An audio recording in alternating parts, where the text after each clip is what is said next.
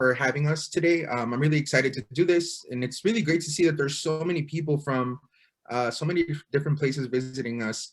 As Kate mentioned, my name is Mario. I am the Gallery Education Coordinator for the National Museum of Mexican Art. We have been doing virtual presentations of the museum since we closed in March of 2020. We did do some live gallery tours directly from the museum, and it wasn't quite working out the way that we wanted, mostly because we need everybody to have really great internet connection while watching us, and so that wasn't quite working out for us. So what we're doing is we're going to be checking out some really great images from the permanent collection exhibit, which is titled Nuestras Historias. So I'm going to share my screen with all of you, and we're going to get started. This tour will last about 40 minutes or so.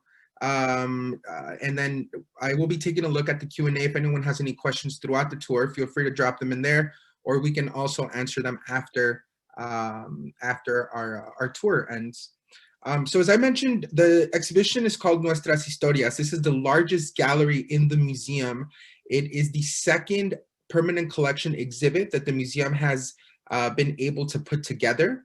Nuestras Historias is an opportunity for us to show our permanent collection that has grown to over 10,000 objects of artwork over the last 34 years since we opened, right? But it's also an opportunity to remind our visitors and ourselves that this idea of Mexican identity is different depending on a number of things, including communities, times, and regions, right? And so the artwork shows us stories and narratives from the lives of Mexican people and Mexican artists, and how different they can be depending on those things, but also on what side of the border you're on, right? And so naturally, the collection, the artwork that the museum has acquired over the last 34 years, it comes from both sides of the border, right? From Mexican artists from Mexico, as well as Mexican artists from the United States. Now, when you first walk into the exhibition, this is what you're gonna see. You're welcomed by what is probably the most popular painting that we have in the museum that actually comes from Mexico. And I'm talking about the beautiful painting done by Jesus Helguera, titled The Legend of the Volcanoes. Now, The Legend of the Volcanoes was done in the year 1940. Jesus Helguera was one of many artists who were painting stories and narratives of Mexicanos post-Mexican Revolution, right? To give you an idea, the Mexican Revolution, this civil war, would go on between the year 1910 and 1920, where close to 2 million people would die in that war. And so after so much bloodshed and after such a gruesome war, Mexico was left asking itself many questions, including what is our identity? What just happened in the last 10 years, and where are we going next? And so there were a lot of artists, many who were funded by the Department of Education post-Mexican Revolution, who were hired to paint murals. And these murals or this public art would often talk about the history of Mexico, the history of its people, what had happened in the last, at that time, in the last 400 years since the arrival of the Spanish. And it gave an opportunity for artists to really dig deep into the stories that were being preserved and that would continue to be told. Other artists like Jesus Helguera, who was not exactly a public artist or a muralist, would focus more on these legends or these stories that had been passed down for quite some time. Often these paintings and these stories were very romanticized, like this one here.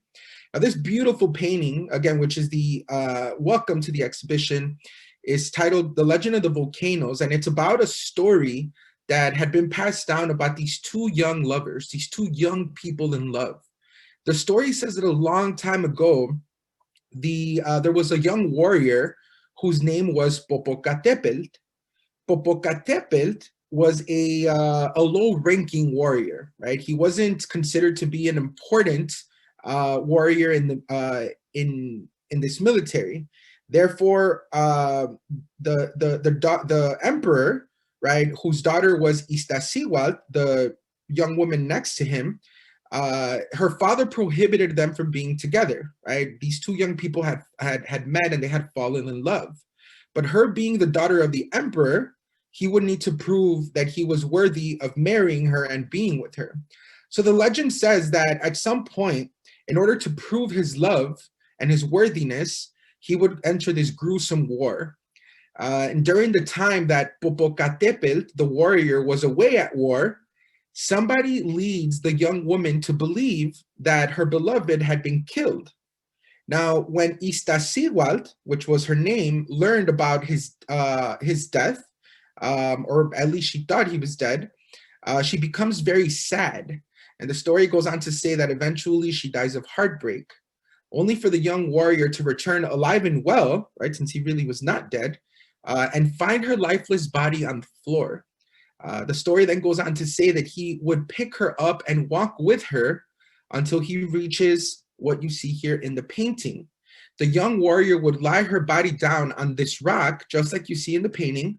He puts down his weapon and his shield, as you can see there, and he puts his arm over his chest, or his hand over his chest, in grief of losing his beloved. The young warrior then makes a promise to her that he would never leave her and always watch over her side.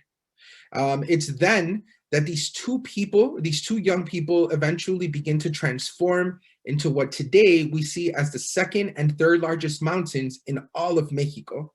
These two mountains are also volcanoes, which is where the painting gets its name from. Right now, these two volcanoes exist in between the state of Mexico, since it is also one of the states in the country, and el estado de Puebla, which is in the central region of the country. And when people who grew up in this area, or in these communities, they saw these volcanoes as children, they heard this story, and the story would eventually pass on to the next generation, and so on. And so, how do we keep these legends alive? Right, this painting didn't come about until 1940, which means that through word of mouth is when how these stories got passed down. Now, after the painting was done in 1940, other Mexicanos who did not live in this area would get a chance to see these volcanoes in this painting. And eventually the painting made its way to Chicago. It's been with us for almost 20 years. And as I had mentioned, it's by far one of the most popular paintings in the museum. Mexicanos that are coming to Chicago for the first time see this painting and automatically recognize it. And there have even been community members that have painted their own renditions of this artwork in the neighborhood. For those of you who visit Pilsen, which is a neighborhood where the museum is located in, if you visit Benny's Pizzeria on 18th and Racine, you can see that they have their own rendition of this mural outside of their pizza shop, showing us how important this story has been to Mexicanos since this painting was done. Right now, when you walk through the exhibition, you're going to get a chance to go through a number of sections of the gallery, including a section where we can display objects that have been found throughout Mexico's history, representing the different communities, the different civilizations that Mexico has seen in its history. Now, this doesn't mean that these communities, right, these indigenous communities are all gone. The history of Mexico has shown us, right, that many of those civilizations were slowly wiped out, or the numbers came down drastically after the Spanish arrival. But that doesn't mean that some of them are not still around today. For example, the community that worked this beautiful piece of artwork known as the Huicholes or the Huixaritari. The Huixaritari are a community of indigenous people that have lived in the regions of the states of Zacatecas, Jalisco, and parts of San Luis Potosí, and states like Nayarit. But when we look at their history, right, if we date it back to almost 500 years when the Spanish arrived in 1519, they somehow managed to avoid contact with the Spanish for nearly 200 years. And a lot of that had to do with their location. The geographical location made it very difficult for the Spanish, right, to travel with their horses and their equipment into some of these tall valleys, or some of these communities where they lived in. And so today, when you speak to members of the Huichol community, they refer to these areas, to these large green spaces that we call La Sierra, as their protector, right? Because of the fact that it was their location that protected them from being conquered for such a long time. Now, the fact that they avoided Spanish contact for so many years means that the Huicholes have held on to their language, to their culture, including their artwork, their food, right? Their traditions and their celebrations, including their beliefs of where life started. Some of these communities make reference to the beginning of human life, starting out at the sea, and eventually we moved into the land, right? But some of these stories are found in this piece of artwork, which includes 80 tiles of artwork, or 80 tiles of wood. And every single tile that you see here, we are looking at 8 of them that make up 2 different images within the piece. Every single tile of wood is filled with thousands of small glass beads. This artwork is known as Arte de Chaquira. The Chaquira makes reference to the small little tiny glass beads, and in total, including all the 80 tiles of artwork that you saw in the big piece, it includes close to 2 million pieces of beads. And every single little bead is held onto these wood tiles with a wax called campeche, which is a beeswax. Now this wax remains sticky, right? And so by staying sticky at the right temperature, the beads are held on tightly into place. And you can see that this piece has been with the museum since 2003. So nearly 20 years later, the piece is fully intact and the beads are still in place. Now, the piece was a project that took these artists, this community, over 1 year to finish, right? Because of the massive size of the piece, and of course, the process, right, which is extremely time-consuming to lay down these beads one by one into the wax before, of course, finishing the final product. I will say, I'm going to go back to the original piece, that there are actually 3 of these done in the world. We do not have the only one. There is one in Chicago. It's the only one in the United States. It's at the museum. And then there is one in the state of Zacatecas in Mexico. And then the third one is actually found in Paris near the Louvre. And so the piece is no longer on display where it was for many years outside of the Louvre near a metro station, but it is still found in Paris. Now I'm going to take a quick pause here to answer some of these questions. The audio seems to be garbled. Okay, so this might be your connections, everyone. I think my connection is showing to be pretty steady right now, but I am going to answer this question. We are located in Pilsen, which is only about 10 minutes away from downtown Chicago, just southwest, I'm sorry, of the Loop, what is considered downtown Chicago. The museum does not have an exact reopening date yet, Merle, but we are hoping that we can open our doors by September, depending on how things are going. But again, we don't have an actual opening date yet, right? Now, we're not going to spend too much time on this piece, but as far as the pathways, that's an interesting observation. These pathways that you're making reference to, Gloria, are roads or a line that connect these 4 stories together. So, you know, we're not going to get too much into each one of them represents, but we know that when the artists created these, they wanted us to connect these 4 pieces together. And notice how the piece is very symmetrical, right? It's almost like if you're mirroring one side to the next one, right? And so there's a lot of balance found in this piece of artwork.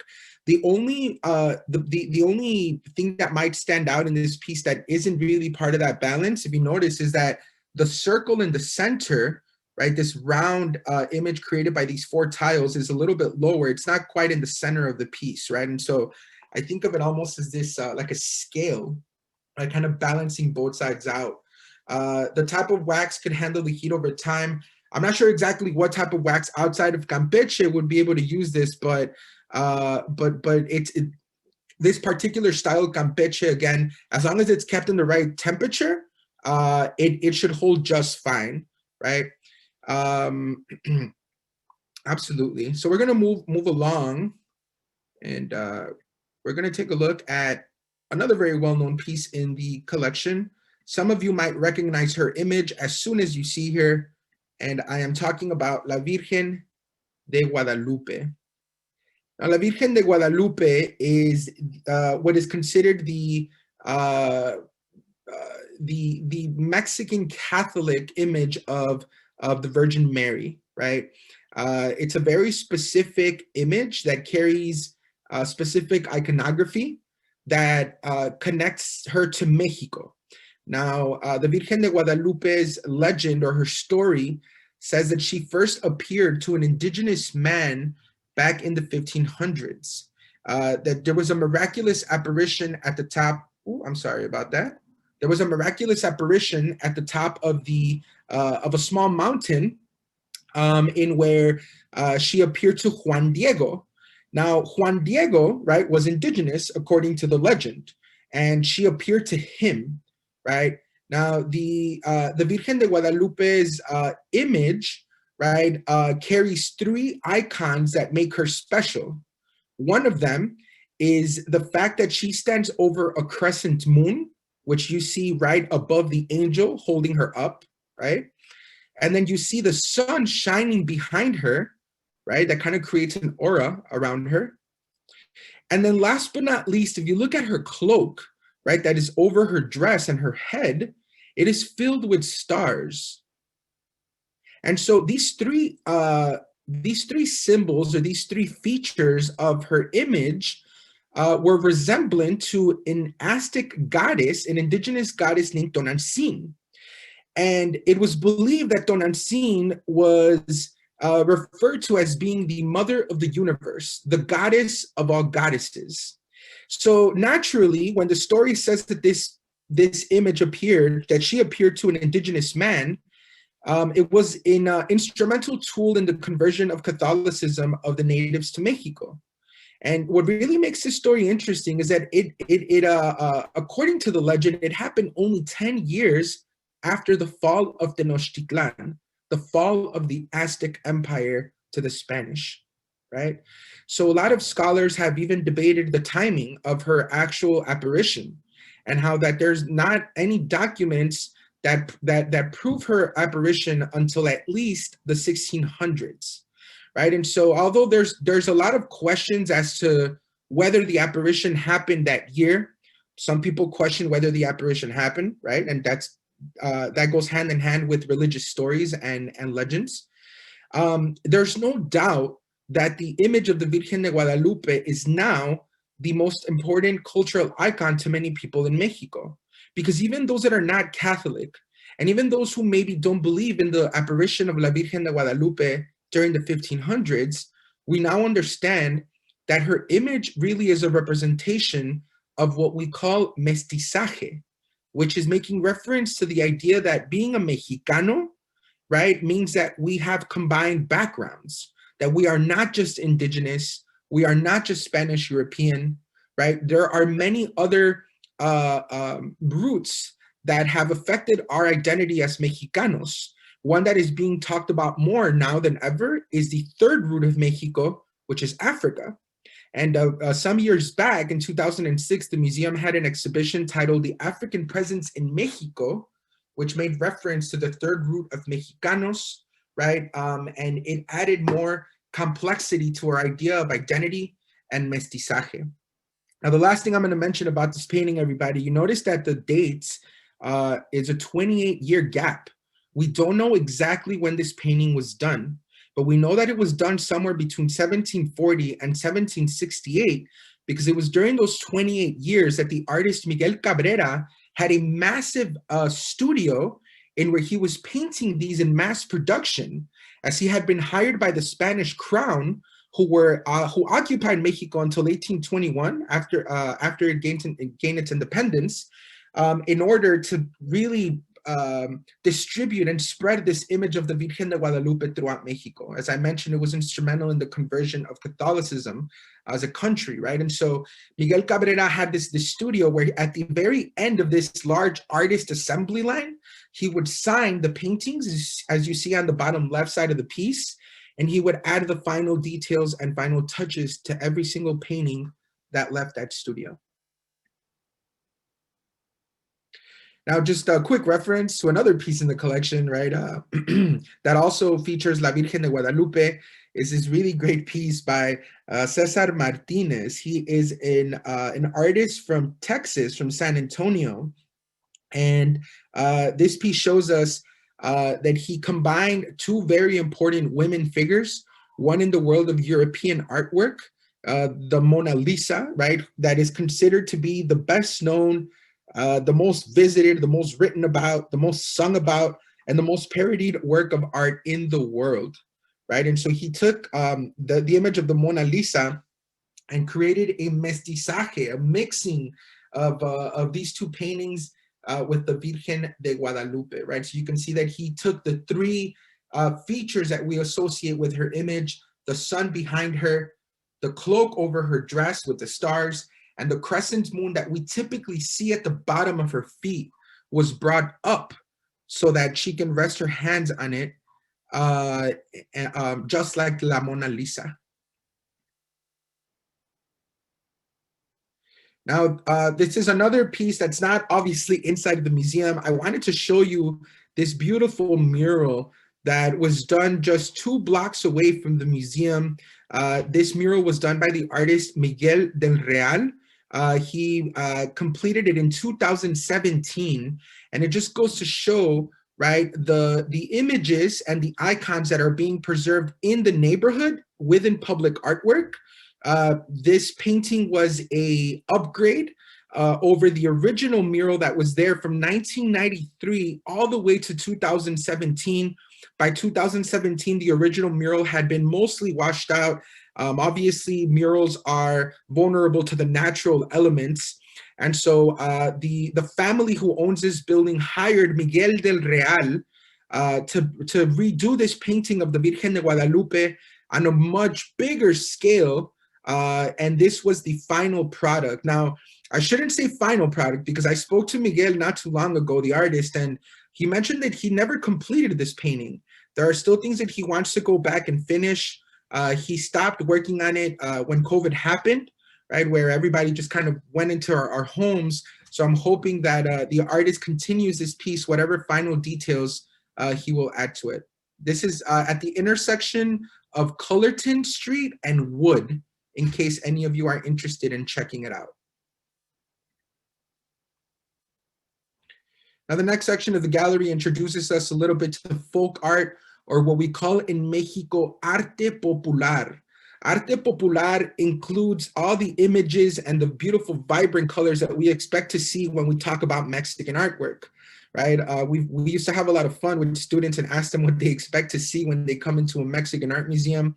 And the responses were exactly as we thought, which were they expect to see vibrant colors. They expected to see references to religious icons, which we've already seen. And the most popular answer was always they expected to see skulls or skeletons, which you'll absolutely see during this presentation. But this idea of popular art, arte popular, at some point became the embraced and the expected narrative of artwork from Mexicanos. And a part of that is the folk art tradition in Mexico. Now, this really beautiful piece, which you can see is titled Self-Portrait with Family, was done by the folk artist Josefina Aguilar. She is out of the state of Oaxaca, more specifically out of the town of Ocotlan de Morelos. She is a member of the Aguilar family, who are best known for creating small clay figurines. These specific ones are called muñecas, or dolls, right? This muñeca or doll is a self-portrait. And if you look at the different parts of it, at the bottom of her dress, it includes family members and people who live in her town, who are doing everyday things, what we call in Spanish, la vida cotidiana, right? These depictions include everyday village activities, religious and folkloric scenes. She also creates famous figures. She has made many very popular figures of Frida Kahlo, who was arguably the most famous artist in the history of Mexico, right? And she also does a lot of Day of the Dead statues as well. Right now, she learned these techniques from her mother, like the rest of her sisters did. And like many other folk artists or artesanos who work with their hands, a lot of them are not school taught. These skills and these techniques are passed down by family members, in this case, her mother. One of the collectors that first collected her work was no other than Nelson Rockefeller. And on a trip down to Mexico in Oaxaca in 1975, the story says that he purchased every single piece of artwork that was made available for him to buy. And so he brought these beautiful pieces back to the United States. And it was then that other collectors really started to pay attention to the work of the Aguilar family, right? Today, a large part of the market of arte popular is found on this side of the border, right? So that hasn't changed. Now, one thing that really makes Josefina Aguilar's story unique as an artist is the fact that in 2014, 7 years ago now, she lost her vision. But Josefina Aguilar never stopped working. And so one of her collectors actually quoted her saying that she continues to work with her sculptures because it's not the eyes, instead it's the hands and the brain, right? And so this is, it's memory to her. She's been creating these now her whole life, and losing her vision in the last 7 years has not stopped her from creating. And it's extremely inspirational to us at the museum when this happened to her.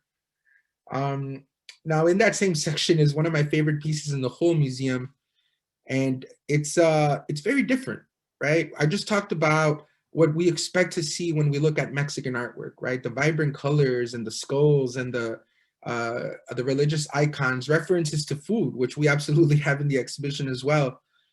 But in the 1980s, right, there was a new group of artists that would call themselves the Neo-Mexicanos, or the New Mexicans. The Neo-Mexicanismo art movement, in a way, rejected what had been accepted widely as Mexican artwork, right? These artists were not interested in talking about their identities. They were not interested in talking about their villages. They weren't interested in painting skulls or painting Virgen De Guadalupe, right?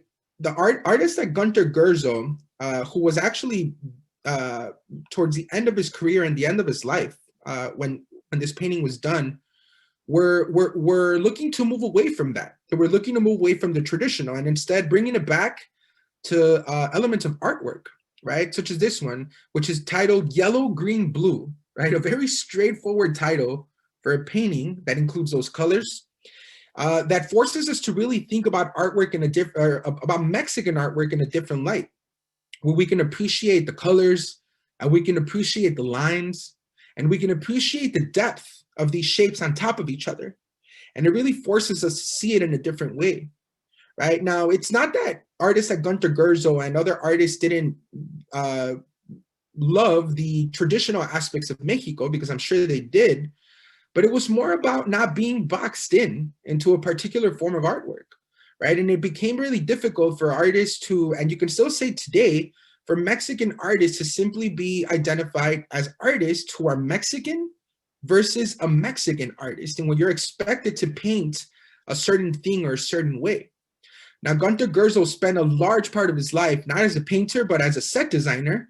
For those of you who are familiar with the golden age of cinema in Mexico, where some really beautiful movies came out of, as far as scenery and as far as set design, and if you're familiar with actresses like Maria Felix and actors like Pedro Infante, who are the faces of that era, he worked on the set design for a lot of those movies as a young artist. So he really didn't embrace his painting and a lot of this abstract painting until a later part of his life.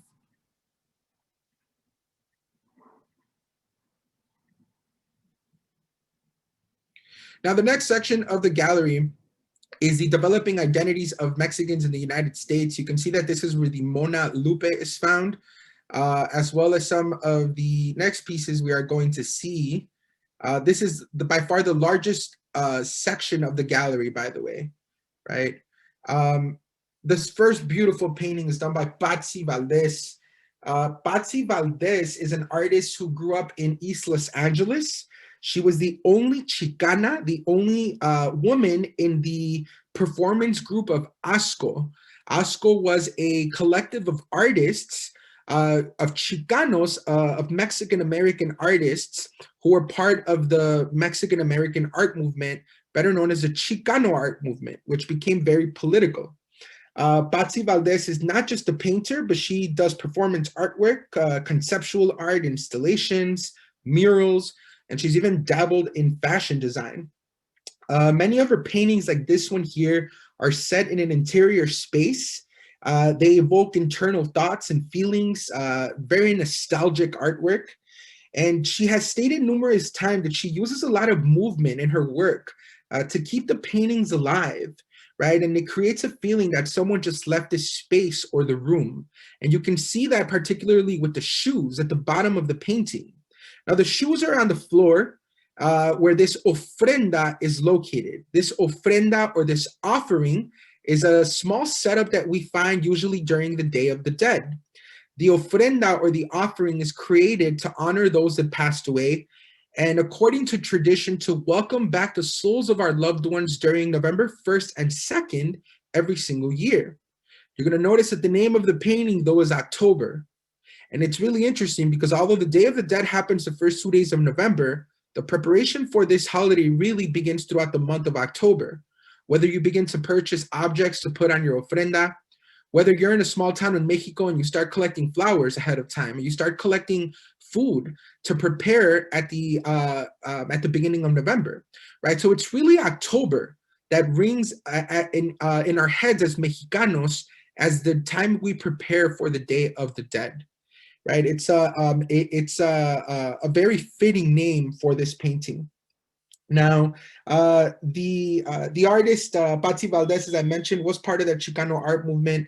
Artists really fought for their place in the world of the arts during this time. They fought for the rights to be successful as artists, and this is the second reference to a European painting that we have by Chicano artists. Right, I'm making reference, of course, to the work of Dutch artist post-impressionist Van Gogh, Vincent van Gogh, right? So Starry Night is absolutely a reference there in the back here on the window.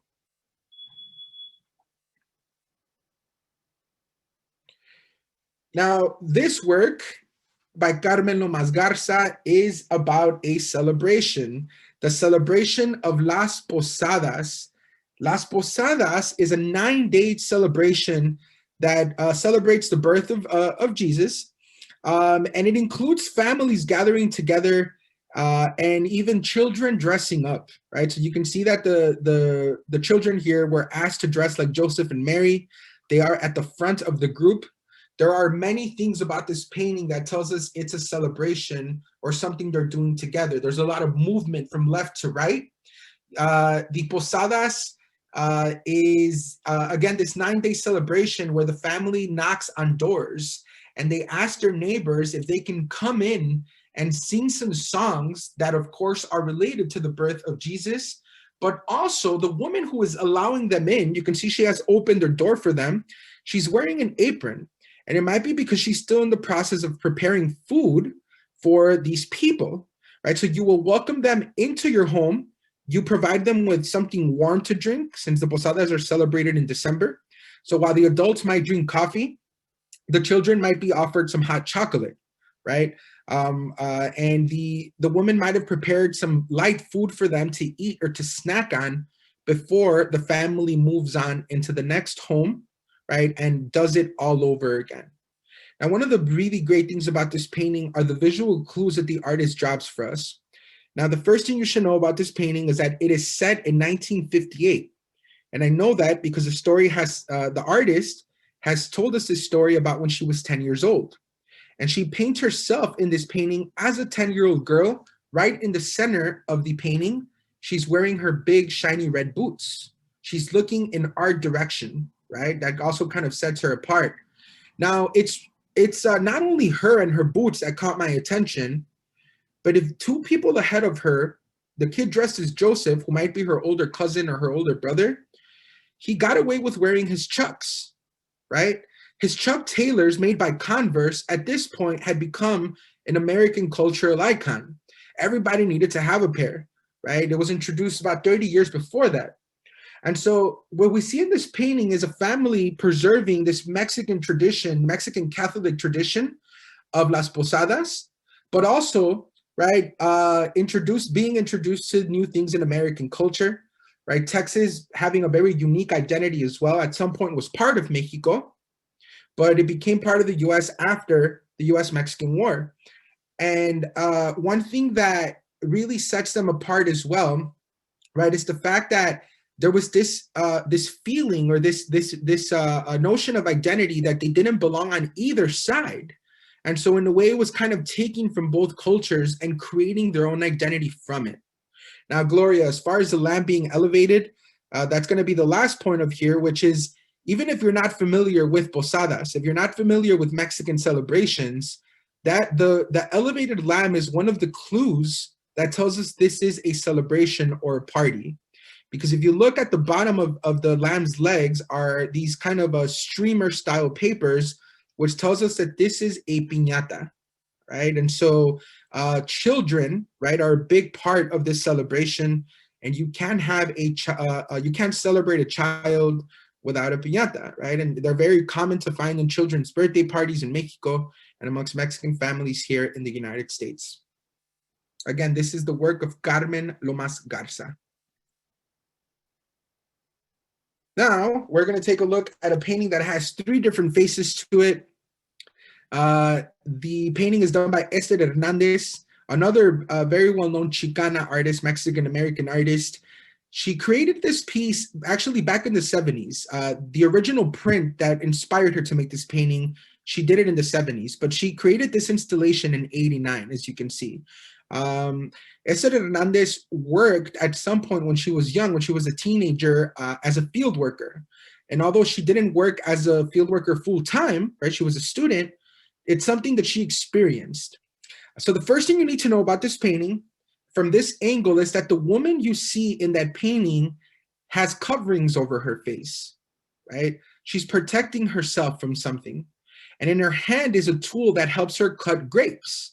And she collected grapes out in the fields for many farmers that were contracted by companies like the Sun-Made Raisin Company, right? Which we've all, I'm sure, heard of. The second image that you see here is the center of the painting when you are standing right in front of it. And it shows us that Sun-Made Raisins Company was one of the companies that was using herbicides and fungicides and different chemicals out in the fields during work hours, contaminating the air of the farm workers or the field workers. And so when she created this piece, it was to bring attention to that. It was to bring consciousness of what was happening around us, consciousness to the people that were buying this company's product at the store. And it was no surprise that some of the work these artists were doing to bring consciousness fell right into the work that was being done by people like Dolores Huerta and Cesar Chavez, who were the founders of the United Farm Workers. Eventually, their work, right, would also help workers all around the United States, right, fight for their labor rights. Now, the third angle of this piece is similar to the first one, but this young woman is now a skeleton, showing us that some of these workers eventually were getting very sick, and cancer rates skyrocketed in some of the areas where these farmers were working, and it was led to believe that it was because of the pesticides. Now, the bottom of this installation is an ofrenda, right? And you can see that it's in memory of her art, of the artist's father. But the ofrenda at the bottom includes some of the traditional elements of the Day of the Dead, such as objects that belong to the person or that we associated with the person's life. In this case, of course, the objects represent the life of a field worker. The sombrero that protects them from the sun while they're working, that large brown container, which is that they had to fill with grapes over and over again. And the 4 candles around the circle are a representation of the 4 cardinal points. And the artist mentioned that it's important to know where you're at all times when you're working in the field. Sometimes everything starts to look the same, right? And so it's important to know your sense of direction as a worker, but it's also a very beautiful metaphorical way of providing guidance to the souls during the Day of the Dead to find their way back home. Everybody, we're going to take a look at one final painting, and it's the work of Mario Castillo. He was the first Mexican artist to paint an outdoor mural in Chicago back in 1968. Eventually would end up working as a professor at Columbia College, an art school here in downtown Chicago. And he painted this in 1996, and it is titled, bear with me here, "The Ancient Memories of Mayahuel's People Still Breathe." Mayahuel's people is making reference to all the civilizations that came before us. And Mayahuel, more specifically, was the goddess of the maguey plant, which is the plant that you see behind the woman in the back here. The maguey plant is used for many different things, including the use of making tequila. Now, Mayahuel, right, is represented here as this purple woman created from the universe, right? And there seems to be a child in her arms, a reference to her being the mother of creation, maybe. But you can see that there's an energy source, an energy wave that is coming from her. And in a way, it's providing life to the rest of this painting. If you look closely, you can see that through the nose and the mouth of the man standing in the back, he is breathing in this energy, the same way that this figure at the bottom, who is known as Chacmol, who is often associated with Mayan cultures in southern Mexico, is also breathing in that same air. The jaguar and the serpent on at the top and at the bottom of the right side of the painting are representations of Aztec culture, or the Mexica, who believe that Quetzalcoatl, this feathered serpent on the bottom corner, was a god who was responsible for the creation of life on Earth, right? And even he is breathing in these yellow and orange lines that are representing the energy coming from her. Now, all these civilizations are representative of different parts of Mexico. They do not come from one area. But the fact that this massive painting, by the way, it's probably about 14 feet long. It's by far the largest painting in the museum. This massive painting is here in Chicago. It's a reference to all civilizations that came from Mexico and that Mexicans associate with. But it's here in a city where the Mexican population is very large, and where a museum opened its doors 34 years ago because of the need of a place for Mexicans to celebrate their culture and their identity. So it's no surprise that the painting has been with us for so long, and it's been on display ever since the artist donated to us back in the year 2000. Ladies and gentlemen, this is going to wrap up our virtual tour. I am going to hand it back over to Kate to see if we maybe have a few minutes for Q&A or answer any questions that I might have missed throughout the chat, Kate. Thank you. All right. Thank you very much, Mario. That was a fantastic presentation. I really enjoyed it, and I hope all of you did too. We do have a few minutes, if you do, to answer some questions. I'm just going to sort through a little bit here. Let's see. I did miss a question here about Diego Rivera. So, you know, we do have a Diego Rivera painting in the museum. It's not currently on display, but it's actually a painting that he did of a portrait of a wealthy person back at the time. So it's not the traditional stuff we're used to seeing by Diego, which is often really political stuff. But in case some of you don't know, the work of Frida and the work of Diego, like many other artists of their time, their contemporaries, it's very hard to acquire, and it's difficult to bring unless you bring a whole exhibition from Mexico or from a private collector, right? So that's why it's very rare that you're going to see a lot of their work at smaller museums like ours. We have had an exhibition about 15 years ago, 18 years ago, that featured both the work of Frida and Diego. It was a whole exhibit which came before my time at the museum, unfortunately. This is a good question. Are there any traveling exhibits that go through the museum?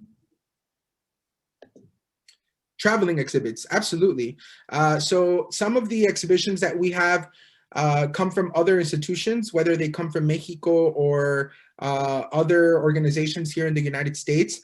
For the most part, so I've been at the museum for about 15 years now, and I want to say that over the last 10 years, we've tried to rely less on traveling exhibitions, and we curate the majority of them in-house now. Some of our exhibitions have traveled though, such as the African Presence in Mexico, which was by far one of our most successful exhibitions, and it traveled all of 2006 and 2007. It went to Philadelphia. It was in, I believe, California. It went down to Mexico, and it came back to close at the DuSable Museum in 2007, 1 year later. Very cool. Lots of people want to know about the Day of the Dead exhibit. Yeah, so let's talk about that a little bit. So the Day of the Dead exhibition typically opens in mid-September, and it runs all the way through the first week of December. The exhibition is, of course, about the Day of the Dead tradition and the celebration. And the way that it's curated, it's always so that people who are first-time learners about the Day of the Dead can learn about Dia de Muertos in the first couple of rooms. And then afterwards, the artwork becomes a little bit more contemporary and a little bit more modern, right? Where it becomes interpretations of artists talking about the Day of the Dead. The exhibition is by far our busiest time.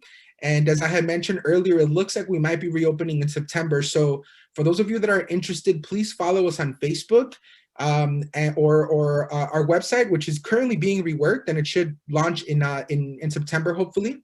All that information will be there because we definitely will either have a ticketed system or a reservation system, since we're going to have to be very careful when we reopen.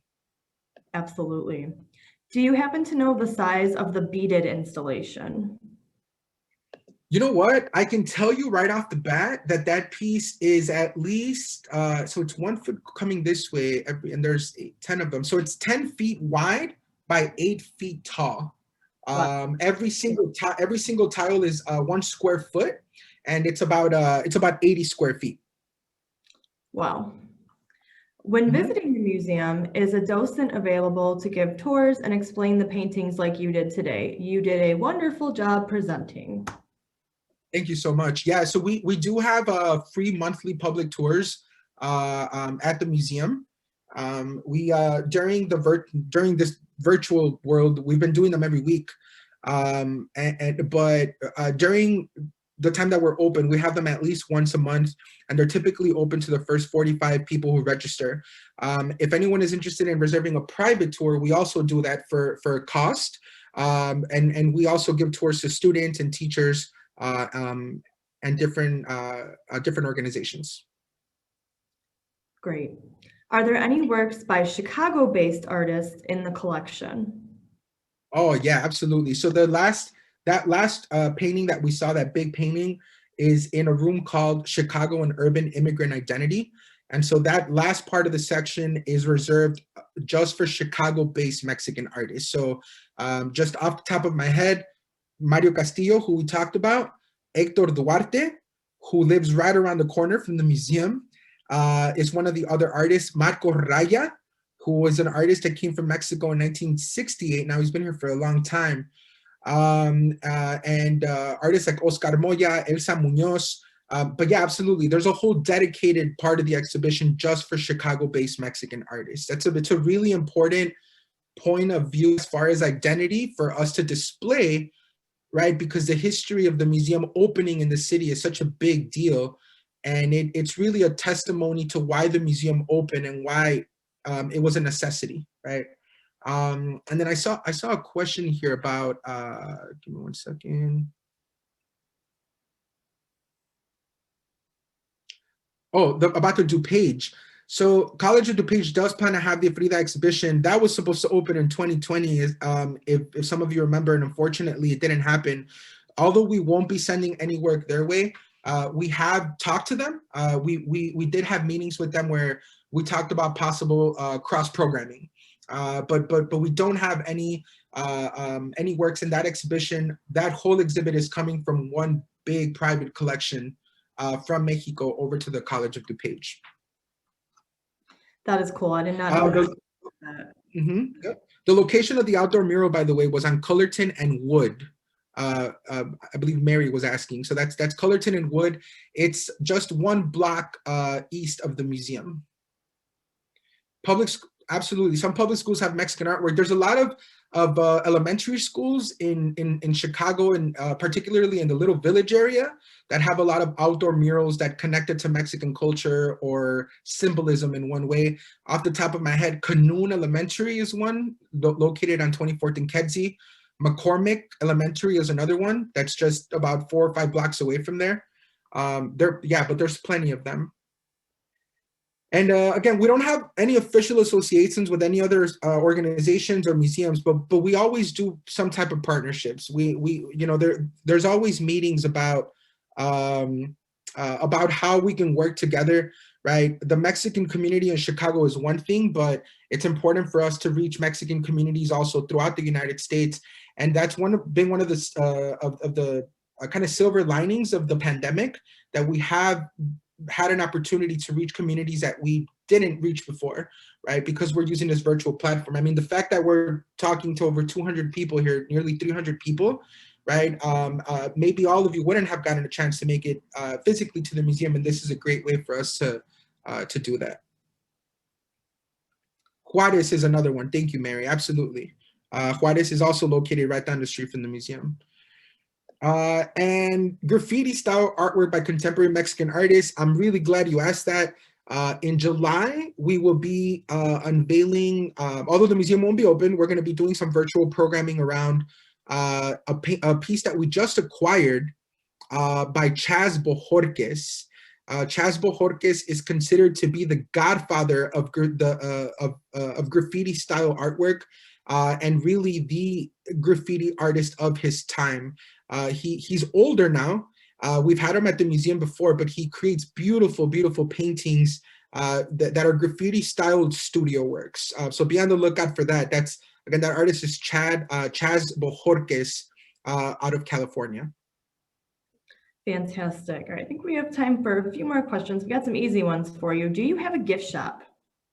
We do have a gift shop, and a part of that is available on our website, nationalmuseumofmexicanart.org, but the actual gift shop is still closed for in-person sales, but it will be reopening in September. It's a beautiful gift shop. It's not massive by any means, but all the products not all the products, but the majority of the products sold come from Mexico, especially folk art and some of the stuff that we saw.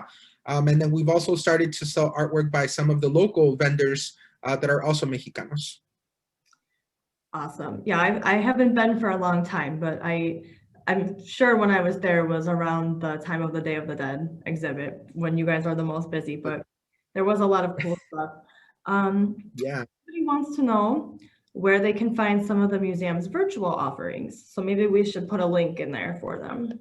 Yeah, for sure. Let me get that link for you now, actually. We have something called NMMA at Home, and this is where you can basically find a list of the things that are available for families and students. Let me get that link up for you.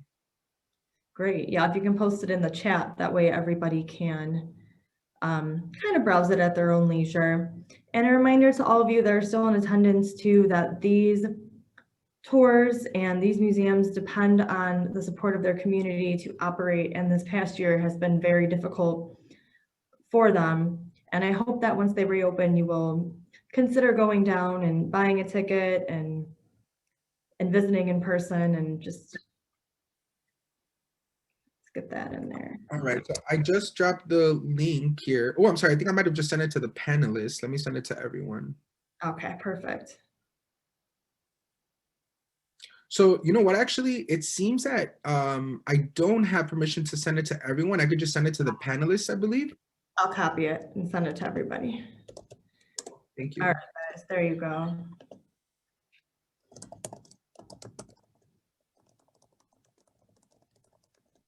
Okay, and I think we're just gonna finish up. Let's take one last look here. So we know you have a gift shop. How does parking work? Do you guys have a parking lot, or is it street parking? So that's another exciting thing happening right now. After 34 years, the museum finally has a parking lot. It is currently being finished up though. They started working on it a couple months back, and the parking lot should be open by the time the museum reopens in September. So it's located just on the east side of the museum. So the building is located right at 19th and Walcott, and the parking lot is going to be right next to that. There's also plenty of street parking. We're in the middle of a Chicago public park, and so there's definitely plenty of parking surrounding the park area for free. Awesome. Well, thank you very much again, Mario. That was a fantastic presentation. Great. I certainly enjoyed it. I hope everybody here did. I thank you again, all of my partner libraries. This is something that never would have been possible without COVID. So I guess that's like one positive, but it was a great experience. And if you guys have a few minutes and you want to stick around and just fill out that survey, it's very quick. They're all multiple choice questions, so we can get some feedback from you. I'd really appreciate it. And I will be sending out a link to the recording to all of you who have registered and attended today, if you want to view the presentation again or share it with your friends and family. I hope everybody has a great rest of their weekend, and I'll see you guys all soon. Thank you, Mario. Thanks, everyone.